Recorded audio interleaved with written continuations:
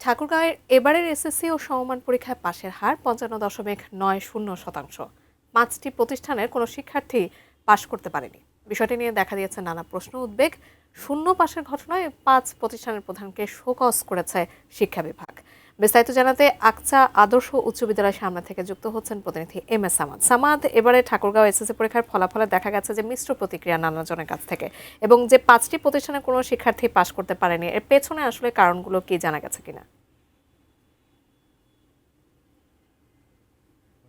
যে সমমান এবং এসএসসি যে পরীক্ষা, এখানে ৩৯৭টি শিক্ষা প্রতিষ্ঠান অংশগ্রহণ করে। তার মধ্যে ৫টি শিক্ষা প্রতিষ্ঠানে ২৪ জন পরীক্ষার্থী অংশগ্রহণ করেছিল, তাদের মধ্যে কেউই পাশ করতে পারেনি। এ নিয়ে কিন্তু আমরা গতকালকে দেখেছি যে নানা ধরনের আলোচনা সমালোচনা হচ্ছে। যারা শিক্ষা প্রতিষ্ঠানে শিক্ষক রয়েছেন এবং যারা প্রধানগণ রয়েছে তাদের সঙ্গে আমাদের কথা হয়েছিল।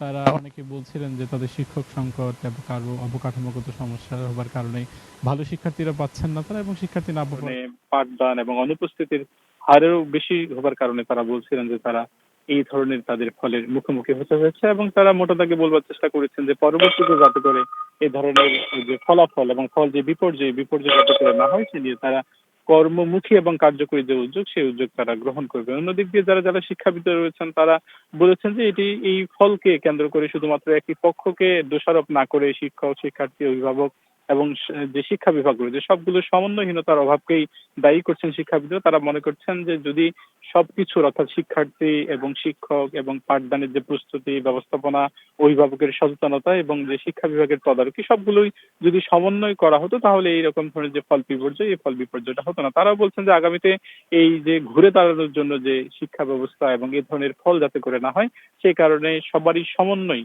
করে যাতে করে এই শিক্ষা ব্যবস্থাকে গুরুত্ব দেওয়া হয় সে জায়গাতে তারা কথা বলেছেন। আমরা জেলা যে শিক্ষা কর্মকর্তা তার সঙ্গে কথা হয়েছে, ইতিমধ্যে এই যে ৫টি শিক্ষা প্রতিষ্ঠানে যারা প্রধানগণ রয়েছে তাদেরকে শোকজ করা হয়েছে এবং সেখানে উল্লেখ করা হয়েছে যে কি কারণে এই কারণগুলো চিহ্নিত করে তাদেরকে শোকজের জবাব দেওয়ার কথা বলা হয়েছে। এ নিয়ে আমরা জেলা প্রশাসকের সঙ্গে কথা বলছিলাম, তিনি জানিয়েছেন যে কোন কারণগুলো আসলে সবচেয়ে বেশি হবার কারণে এই শিক্ষা প্রতিষ্ঠানগুলোতে এমন ফল বিপর্যয় হচ্ছে সেগুলো তারা খতিয়ে দেখবেন এবং চিহ্নিত করবে, এবং পরবর্তী সময়ে যাতে করে এই ধরনের ফল বিপর্যয় না ঘটে শিক্ষা ব্যবস্থা এবং বিশেষ করে সমমান এসএসসি পরীক্ষায় সেই জায়গাটিতে তারা খতিয়ে খতিয়ে দেখে এবং বের করে প্রয়োজনীয় যে ব্যবস্থা সেই প্রয়োজনীয় ব্যবস্থা গ্রহণ করবেন।